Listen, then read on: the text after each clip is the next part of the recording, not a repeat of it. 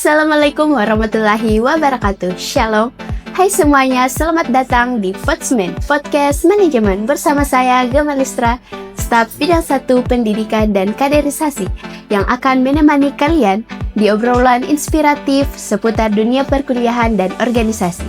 Nah, di episode kali ini kita akan membahas tema yang sangat dekat dengan kehidupan mahasiswa, yaitu balance jadwal rapat sama deadline tugas. Bisa banget, Besti. Nah, banyak mahasiswa aktif di organisasi seringkali merasa kesulitan menyeimbangkan tanggung jawab akademik dengan kegiatan organisasi. Namun, apakah keduanya memang tidak bisa berjalan beriringan? Untuk menjawab pertanyaan tersebut, kita akan berkenalan dengan narasumber kita. Hai Kak Anita.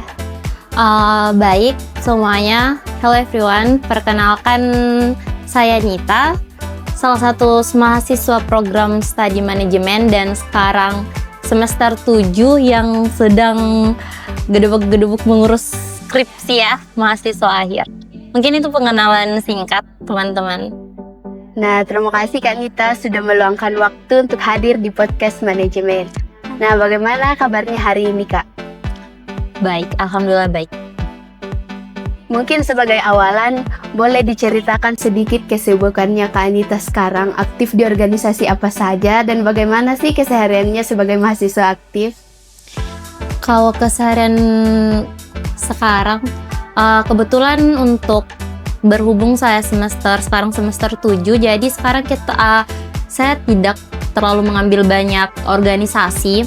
Tapi sekarang saya berkecimpung dan aktif di Badan Eksekutif Mahasiswa Fakultas Ekonomi dan Bisnis Universitas Negeri Makassar, dan tentu mengurus skripsi ya, untuk teman-teman mahasiswa akhir tentu mengurus skripsi, dan untuk cari experience yang lebih banyak karena mungkin teman-teman ada nih yang udah semester 7 tapi nggak punya mata kuliah.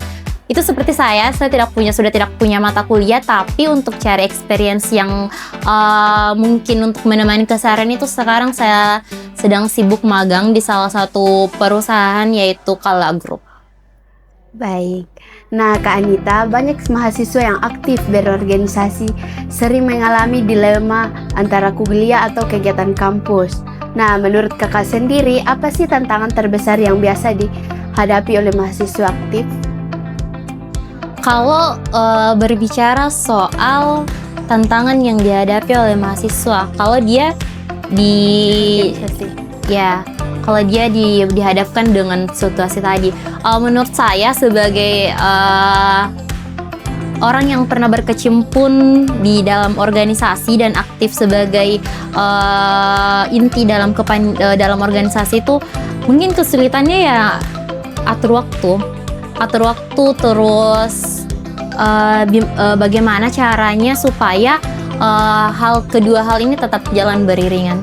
Karena kan kita sebagai NC tetap pada tagline life in balance. Jadi mungkin tantangan terbesar yaitu bagaimana caranya untuk tetap balance dari kedua hal tersebut.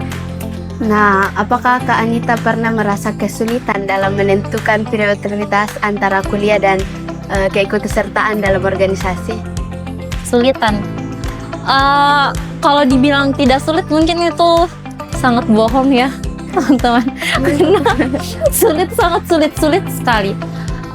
Tapi kalau dibilang juga sangat sulit yang sampai stres atau depresi itu mungkin agak sedikit lebay ya teman-teman. Walaupun kita gengsi. Jadi kalau pengalaman kemarin, kalau dibilang sulit tentu sulit. Semua yang kita lakukan pasti sulit, pasti ada tingkat kesulitannya. Dan kurasa itu jadi tantangan tersendiri untuk diri saya terkhusus. Bagaimana saya suka challenge diri saya untuk melakukan hal-hal yang menurut saya sulit. Jadi saya punya prinsip untuk menghabiskan stok gagal di masa muda, supaya nanti mungkin di masa-masa tua stok gagalnya mulai sedikit menipis dari experience yang didapat. Tapi untuk kemarin, apalagi kemarin sempat memegang jabatan sebagai sekretaris umum, itu memang menguras tenaga dan juga mentalitas ya. Tapi hal itu yang kembali mengajarkan saya untuk mendapat experience lebih dan membentuk diri saya dari yang Anita pada saat mahasiswa baru dengan Anita yang mahasiswa akhir sekarang. Wow. Nah, kalau dari Kak Anita sendiri, bagaimana sih cara menghadapi rasa lelah atau jenuh di tengah padatnya aktivitas? Bagaimana caranya mengatasi rasa jenuh? Namanya juga manusia ya, pasti semua orang pernah mengalami yang namanya rasa jenuh. Kita pasti pernah masuk pada fase batas yang kesabaran itu udah benar-benar oke, ini tuh udah selesai banget nih. Tapi cara untuk gimana sih untuk mengatasi itu, kalau saya sendiri lakuin apapun yang kalian suka. Kalau saya ya, ini mungkin bukan contoh yang baik ya teman-teman, tapi saya bisa tidur seharian. Itu tuh betul-betul recharge energi. Tapi ini jangan ditiru ya, tidur seharian itu nggak bagus. Cuman itu bentuk saya untuk recharge energi kembali. Tapi kalau nggak tidur ya mungkin baca buku. Atau saya bisa habisin 2 jam atau sampai 2 jam lebih lah di Gramedia untuk cuman baca buku. Tapi teman-teman jangan salah paham ya, ini tuh bukan buku yang akademik banget, ini komik. Jadi itu pada saat untuk menghilangkan rasa jenuh tuh saran ya teman-teman, jangan pernah lakuin hal-hal yang kalian suka. Jangan pernah nyentuh hal-hal yang lagi pengen kalian hindarin kayak gitu. Jadi ya baca komik, baca novel. Karena kita akan masuk lagi nih ke realita. Kita akan ketemu lagi sama tingkat capek yang akan bener-bener dominan lagi. Jadi usahain teman-teman bisa enjoy, teman-teman bisa lakuin apa yang teman-teman inginkan. Karena kalau kalian selalu push untuk selalu ngerjain hal-hal yang ternyata itu nggak buat kalian happy, itu juga akan jadi tekanan tersendiri untuk kalian. Jadi tidur itu juga bentuk recharge, baca komik, dan juga mungkin bersih-bersih. Kalau teman-teman kayak saya nyuci tengah malam itu juga bentuk recharge energi. Jadi tergantung teman-teman semua, kalian mungkin nonton drakor ataukah makan ya, itu tergantung dari teman-teman. Jadi lakuin apapun yang buat kalian happy, yang buat kalian enjoy untuk hadapin gedebuk-gedebuk dunia yang besok harus kalian hadapin lagi. Nah, karena kan kita tahu kalau di organisasi kita dihadapkan dengan jadwal yang sangat padat, Kak. Ya, nah, mungkin pernahkah ada momen di mana Kak Anita merasa ingin berhenti di organisasi karena terlalu berat? Berhenti? Pernah. Itu pernah terlintas di benak saya untuk berhenti dari organisasi yang saya jalankan. Tapi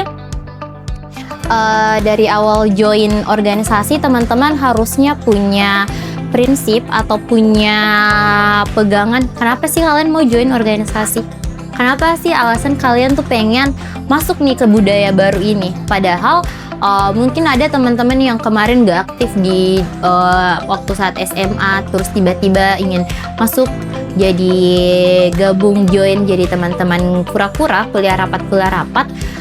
Untuk kemarin pengalaman saya masuk di organisasi itu bukan untuk belajar. Bisa sih dibilang belajar, tapi saya ingin menantang hal yang belum saya coba. Jadi saya punya jiwa-jiwa, bisa jiwa petarung ya. Karena saya ingin coba hal yang tidak saya suka. Karena ketika saya tidak suka, saya ingin mencoba. Karena mungkin dari hal yang tidak saya suka itu, saya bisa dapat pengalaman yang ternyata orang-orang pernah bilang jangan selalu lakukan apa yang kamu suka, tapi lakukan apa yang tidak kamu suka. Karena mungkin dari hal yang tidak kamu suka itu, kamu bisa dapat pengalaman lebih. Jadi kalau teman-teman pasti teman-teman pernah jenuh dan ingin keluar, kalian harus ingat lagi apa alasan kalian untuk join nih ke dalam organisasi. Sama kalian jangan pernah haus validasi, karena kalau kalian haus validasi dari orang-orang sekitar kalian, itu akan sangat berdampak sama mentalitas kalian. Kalian akan berpikir, kok saya udah ngerjain ini tapi kok nggak divalidasi, saya udah ngerjain ini tapi kok nggak diapresiasi. Kalian gagal di kepanitiaan, kalian udah deh aku udah gagal, udah nggak usah join lagi, udah berhenti aja, udah nggak perlu. Tapi teman-teman yang perlu kalian tahu, keberhasilan diri sendiri itu diukur ya dari diri kalian sendiri. gak usah pikirin apa yang diomongin orang lain. Makanya validasi, kalau kalian pengen validasi ya validasi diri kalian sendiri, gak usah tunggu orang lain buat validasi, karena itu akan buang-buang energi banget dan itu tidak berdampak positif untuk mentalitas kalian.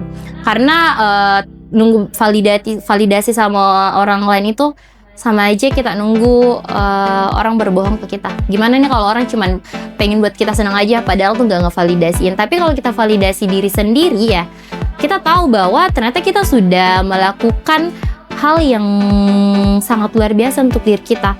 Karena kalau kita nggak join ini, kita nggak tahu, tapi setelah kita lakuin, walaupun di mata orang lain itu nggak berjalan dengan baik, tapi kita udah ngelakuin dan kita tahu ketika kita sudah melakukan ya, itu bentuk pencapaian besar dan kita berhasil, itu tidak gagal.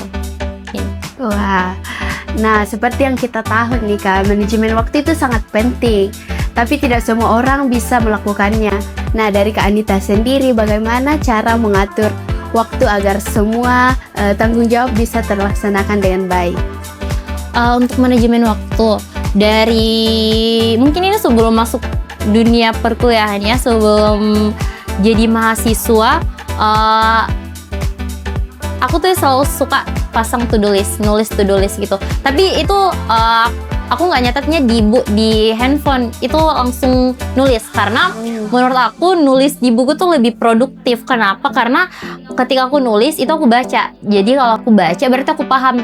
Dan buat to-do list itu aku mungkin anaknya sangat melihat ke depannya. Jadi misal aku ini hari Rabu, aku udah punya plan nih untuk hari Jumatnya. Jadi untuk to-do list itu kuncinya, walaupun kalian gaya-gayaan nih buat to-do list tapi nggak konsisten juga sama to-do listnya, menurut kita omong kosong sih. Karena to-do list itu ya dikerjain. Kalau kalian tunda-tunda ya sama aja. Tunda-tunda tuh bahasa lain dari tidak akan mengerjakan. Jadi untuk manajemen waktu yang baik, mungkin teman-teman bisa buat to-do list, karena itu bisa ngebantu untuk bagaimana kalian akan produktif pada hari itu.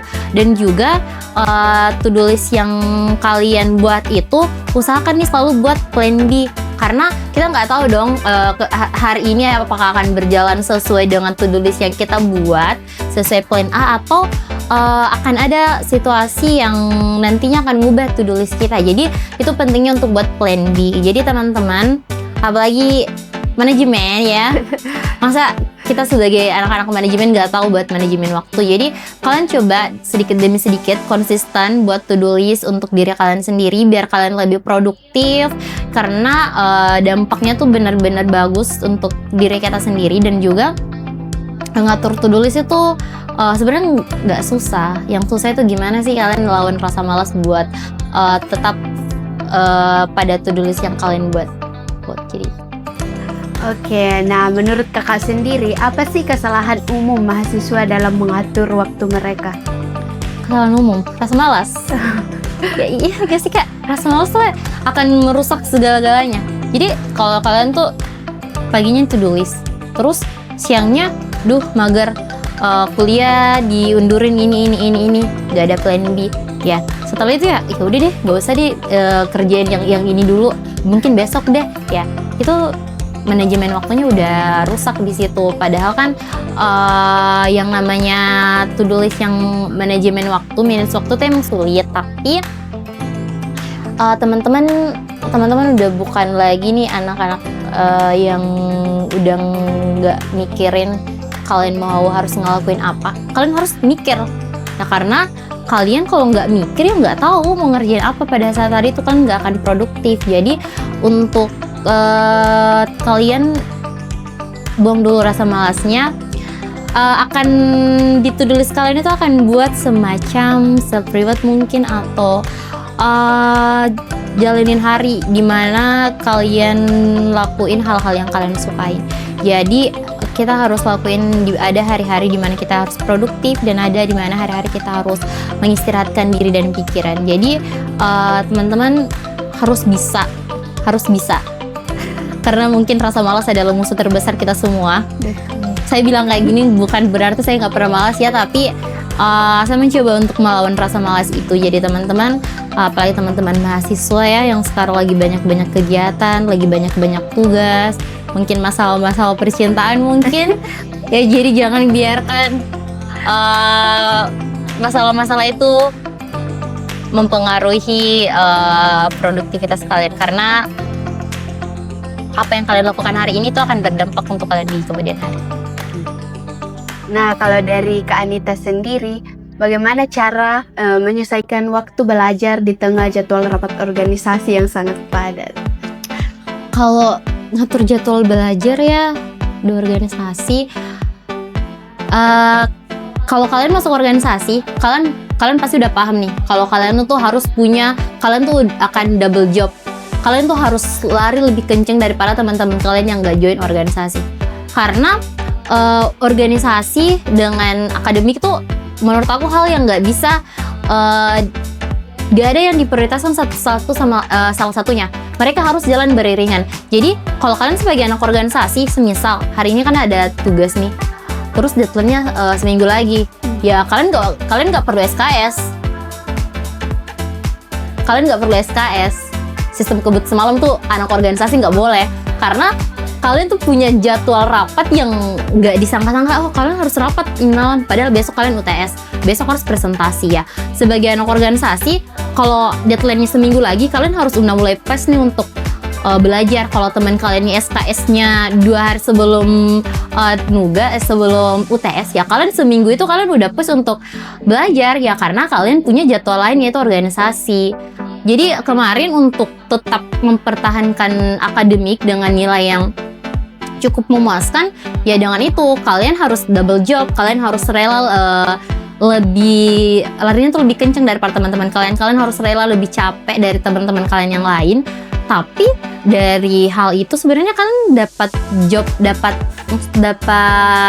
lebih banyak pengalaman daripada teman-teman kalian yang lain, karena kalau di kampus kalian cuma dapat teori, sedangkan di organisasi kalian dapat praktiknya. Jadi kalian double job, tapi kalian juga dapat double pengalaman dan keuntungan. Jadi untuk belajar ya, tips dari aku sih, ya kalian harus pas dari awal nih. Kalian harus bener-bener ya udah UTS nih minggu depan, ya udah belajar malamnya. Kalau dari aku anaknya suka nyatet, tapi kadang capek nyatet. Jadi aku rekam terus setiap hari itu aku pasti nulis hal penting dari mata kuliah hari ini. Jadi biasa aku tuh selalu muternya tuh malam sebelum tidur, paginya tuh aku pasti putar. Jadi pada satu tes itu udah materi yang dikasih tuh udah bener-bener nyerap ke aku. Jadi nggak ada tuh SKS sistem kebut semalam ya. Teman-teman jangan SKS, itu nggak baik. Gitu. Baik, menurut kakak sendiri lebih fokus pada satu kegiatan dulu atau menjalankan semuanya secara seimbang? Kalau untuk itu, teman-teman saya tidak menyalahi kalian mau ambil secara langsung atau kalian mau pelan-pelan. Tapi saran kalau dari aku sendiri, kita nggak bisa coba kalau diri kalian nggak bisa beradaptasi sama lingkungan baru. Semisal nih, kalau organisasi di SMA tuh sama organisasi di masa program tuh beda banget ya. Terus gimana sih caranya Kak untuk bisa ngelakuin ini atau kayak kita lakuinnya bersamaan? Kalian nggak bisa terlalu terburu-buru. Kalau kalian terlalu ngepaksa diri kalian untuk lakuin itu, kalian nggak akan dapat hasil yang baik. Kalian coba aja pelan-pelan. Kalian pelan-pelan kalian masuk ke sini, kalian pelan-pelan belajar, kalian pelan-pelan beradaptasi sama lingkungan baru kalian. Karena secara emosional diri kalian tuh akan mulai jalan sama budaya-budaya yang sebelumnya kalian tidak dapatkan. Nah, dari proses adaptasi itu, diri kalian ini akan mulai paham, mulai nyaman. Dan kalau semisal kalian sudah nyaman, mungkin kalian bisa ambil job, double job, 3 job, tapi diri kalian udah tahu nih posisinya, kalau aku lagi ngerjain ini bisa nih kita barengin dengan ini, karena itu ada proses adaptasi dari diri kalian di awalnya. Jadi menurut aku kalian pelan-pelan aja, nikmatin aja, enjoy untuk segala proses yang kalian jalani, karena kalau kalian terlalu terburu-buru itu akan nggak banget sih, karena itu bukannya menyelesaikan tapi mungkin akan memperburuk, karena kalian tergesa-gesa tanpa memperhatikan bahwa aku ini udah siapa belum nih buat ngerjain ini, aku udah mampu nggak nih buat ngerjain ini. Apa kalian mampu, cuman proses adaptasi setiap orang itu berbeda-beda. Jadi kalau kalian, menurut aku, kalian belajar dulu, kalian kasih nyaman dulu diri kalian. Kalau ada mahasiswa nih yang mau join organisasi di semester awal, tapi ada mahasiswa yang pengen join tuh di pertengahan semester, itu nggak apa-apa, itu nggak apa banget. Jadi karena setiap orang tuh punya proses adaptasi yang berbeda-beda. Mungkin si A proses adaptasinya tuh lebih cepat, terus si B ini mungkin lebih lama, tapi dia lebih lama mungkin banyak pertimbangan lain begitu. Jadi kalian bebas cari pengalaman dimanapun, kalian survive gimana pun yang buat kalian nyaman. Dari situ pasti kalian akan tahu, oh aku passionnya di sini, jadi aku akan nyoba ini, terus aku bisa nih double nih ngerjain ini ya, karena kalian udah nyaman dan kalian bisa kan, diri kalian udah beradaptasi dan kalian udah kenal betul sama apa yang akan kalian lakuin. Mungkin kayak gitu. Nah, selain faktor pribadi nih Kak, tentu lingkungan juga sangat berpengaruh untuk kita. Nah, kalau dari Kakak sendiri, bagaimana dukungan dari teman, dosen, atau keluarga terhadap aktivitas Kakak di organisasi? Organisasi kan di dalamnya bukan berbicara tentang diri kita sendiri, tapi ada banyak sekali kepala, ada banyak sekali orang di dalam organisasi. Dukungan terbesar selama proses organisasi dan akademik tentu teman-teman terdekat, orang-orang terdekat menjadi super sistem tersendiri untuk kita. Mungkin teman-teman yang nggak punya pacar ya, mungkin teman-teman tuh jadi dorongan terbesar nih untuk kalian. Kalau kemarin dorongan terbesar emang dari teman-teman, karena kita sama-sama merasakan apa yang dirasakan dalam organisasi, sama-sama capek, sama-sama dapat jenuhnya, sama-sama capek. Pengen udah kita kayak udah sama-sama aja susah senengnya sama-sama. Jadi supportnya tuh ya dari situ, karena kita sama-sama ngerasain.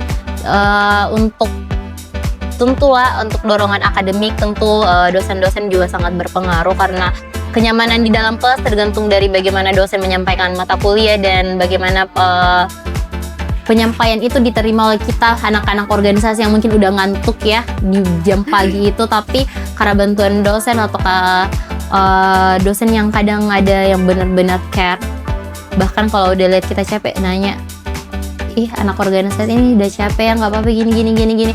Jadi itu bentuk super system yang sangat bermakna ya mungkin untuk kita anak organisasi. Mungkin kalau teman-teman ditanya lagi baik-baik aja atau nggak apa-apa kan, lagi nggak apa-apa kan, itu kayak walaupun sesingkat itu ya untuk anak organisasi itu berarti banget. Jadi super system dari orang-orang terdekat memang sangat penting dan sangat memengaruhi teman-teman dalam perkuliahan dan juga dalam organisasi itu sendiri. Nah, mungkin pernah Kak Anita mendapatkan pandangan negatif seperti terlalu sibuk di organisasi sampai lupa kuliah. Nah, bagaimana cara Kakak sendiri untuk menanggapinya? Kalau dapat pandangan negatif itu sih nggak pernah ya, karena dari awal saya konsisten untuk menyimbangkan semuanya. Organisasi akademik itu harus balance dan harus berjalan beriringan. Tapi seandainya saya dapat tanggapan seperti itu, ya itu lagi-lagi mungkin saya akan cuek, karena kalau kalian nanggapin semua tuh kayak buang-buang waktu ya teman-teman. Bukan sih kalian gak mikirin, tapi jangan terlalu berlebihan. Jadikan kritikan itu sebagai dorongan atau sebagai bentuk dukungan lagi untuk diri kalian, untuk supaya aku dikatain kayak gini, ya udah harus berubah. Tapi kalau yang nggak penting ya nggak usah dipikirin, itu juga nggak akan ngubah apapun yang udah kalian lakuin. Jadi enjoy aja, lakuin apapun yang kalian ingin lakuin selama itu masih baik ya. Jadi kalian jangan pernah takut survive apapun itu. Dan juga kalian sebagai mahasiswa, kalian punya tanggung jawab untuk menyelesaikan akademik, kalian punya tanggung jawab kepada orang tua. Di organisasi kalian punya tanggung jawab kepada organisasi tersebut, punya tanggung jawab kepada teman-teman kalian yang di dalam organisasi. Jadi karena kalian udah dewasa, kita udah dewasa, jadi jangan pernah memilah salah satunya, tapi buat mereka jalan beriringan, karena alasan kalian masuk untuk belajar, bukan meninggalkan salah satunya. Jadi kalau kalian bisa menyetarakan ini, kalian bisa balance, ya itu keren banget. seberapa penting sih peran teman seperjuangan atau support system dalam menjaga semangat belajar dan berorganisasi? Super system, kita nggak punya super system. Atau Kak Anita sendiri pernah mendapatkan inspirasi dari senior atau dosen dalam menjalani dua peran tersebut? Kalau super system yang dari teman-teman yang seperti saya jelaskan tadi ya, pengaruh dari lingkungan teman-teman sebaya tuh betul-betul sangat berpengaruh dari senior-senior. Oke, mungkin kita punya role model. Kalau kalian nggak punya role model, cari deh role modelnya siapa. Karena untuk saya sendiri, saya punya role model dan tapi ketika saya ingin melihat role model itu, saya tidak melihat apa yang jelek. Pasti manusia melakukan hal yang tidak selamanya baik ya. Betul. Pasti ada kesalahan yang dia lakukan ataukah hal yang menurut kita tidak baik ya, gak diambil. Tapi untuk super system gak ada yang secara lisan sih lebih intensnya, tapi dari role model. Jadi aku punya role model yang betul-betul buat aku jadi kayak, oh mungkin kalau aku lakuin ini bagus ya, tapi aku lihat dulu, analisis dulu, kalau ini sesuai dengan diri aku ya aku ambil itu lagi, kalau enggak ya enggak usah. Jadi teman-teman, super system memang perlu ya, karena kita sebagai manusia nggak bisa hidup sendiri. Kita perlu sedikit semangat dari orang-orang di sekitar kita, tapi jangan pernah berketergantungan sama orang lain. Mungkin quotes hari ini ya, jangan pernah ketergantungan, karena kita bebas mencari hal-hal yang bisa kita pelajari. Kita bertemu siapapun itu, kita jadikan guru, dan dimanapun kita berada, kita jadikan sekolah, dan semua yang apapun yang kita dapatkan selagi itu baik, kita jadikan sebagai ilmu. Jadi itu bentuk super system untuk diri kita sendiri tanpa terlalu melibatkan orang lain, karena kita nggak tahu orang lainnya akan selamanya atau enggak. Pasti enggak sih, karena diri kita juga nggak bisa menjaminkan itu. Nah, dari pengalamannya kakak selama menjadi mahasiswa aktif, mungkin ada pelajaran yang berharga. Apa yang paling terasa, Kak? Paling berharga, bertahan sampai sekarang mungkin itu paling berharga. Saya sampai sekarang nggak stres, itu mungkin paling berharga. Untuk teman-teman, proses yang kalian jalanin, capek yang kalian jalanin sekarang, terutama anak-anak organisasi, anak kura-kura, apapun yang kalian jalanin sekarang itu berharga. Dari awal kalian masuk sampai sekarang, nangis-nangisnya kalian itu berharga. Karena kalau kalian nggak masuk, kalian nggak nangis. Ya kalau kalian nggak nangis, ya kalian ternyata nggak semenderita itu di dalam. Karena ada orang yang bilang, kalau kita mau ngelakuin sesuatu atau kalau kita mau ambil pengalaman baru, kita harus menderita. Jadi kalau kalian nggak nangis, berarti kalian belum menderita. Jadi air mata itu berharga. Jadi setiap capeknya kalian, pengalaman yang kalian dapat, orang-orang yang kalian temui, itu menurut saya sangat berharga. Bahkan sekarang setelah menyelesaikan beberapa organisasi dan sekarang menjadi mahasiswa akhir,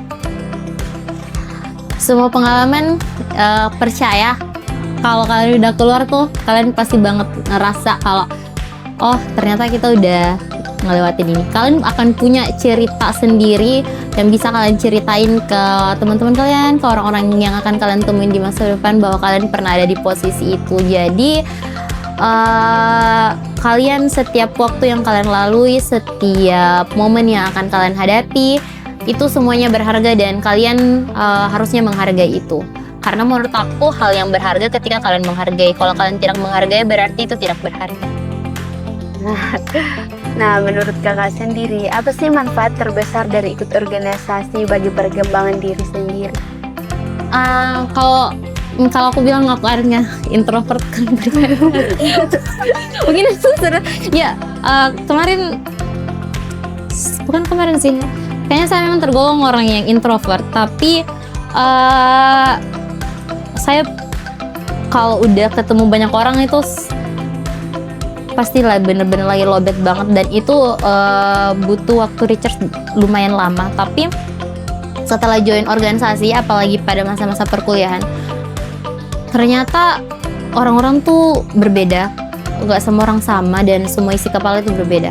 Jadi selama join organisasi, saya nggak pernah mau cari pembenaran atau keberhasilan itu dari pandangan orang lain.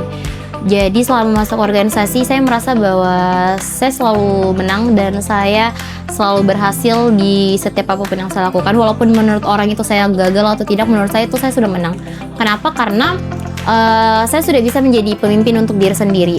Saya tidak mau berbicara banyak tentang kepemimpinan ya, karena kepemimpinan menurut saya ketika kalian bisa memimpin diri sendiri.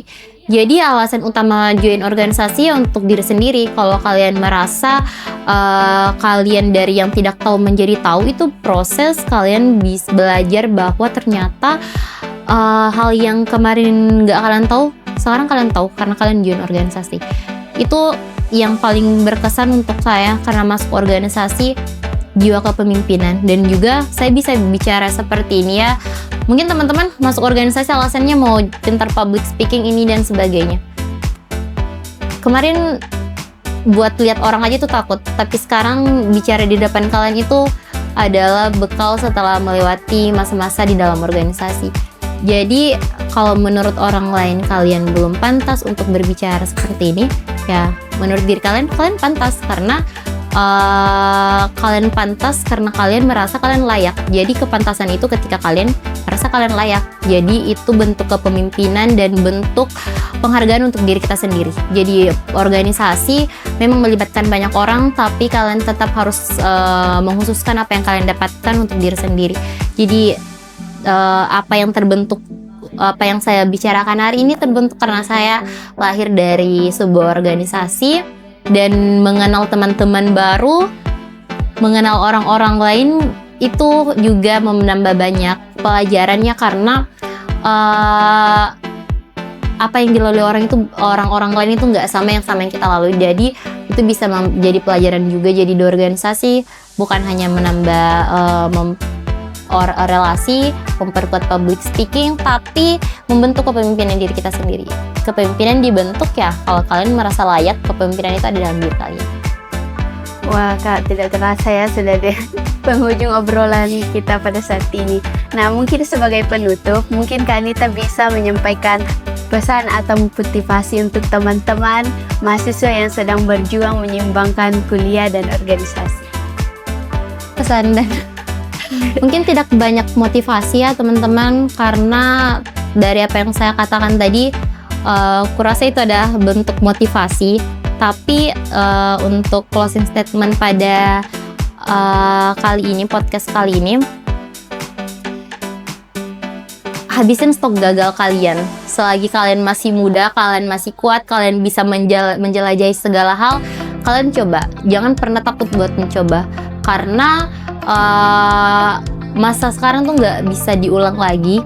Jadi kalau kalian takut, kalau mimpi kalian tidak cukup besar, berarti itu belum bisa dikatakan sebuah mimpi. Dan kalau kalian kalau aku sih ya lebih pilih ngerjain apa yang gak aku suka daripada yang aku suka tadi. Lakuin apapun yang buat kalian takut, karena dari situ kalian akan tahu bahwa oh ternyata itu nggak semenakutkan itu, ternyata itu nggak yang gimana-gimana banget yang kalian pikirin. Jadi itu mungkin motivasi yang bisa saya berikan ya. Kita masih sama-sama belajar, saya juga masih belajar. Mungkin untuk penutup ya sedikit, jangan pernah takut melangkah dan mencoba, karena harimau tidak terlihat buas ketika tidak keluar dari kandangnya, dan anak panah tidak akan terlihat tajam ketika tidak dilepas dari busurnya. Wow. Terima kasih banyak Kak Anita atas waktu dan inspirasi hari ini.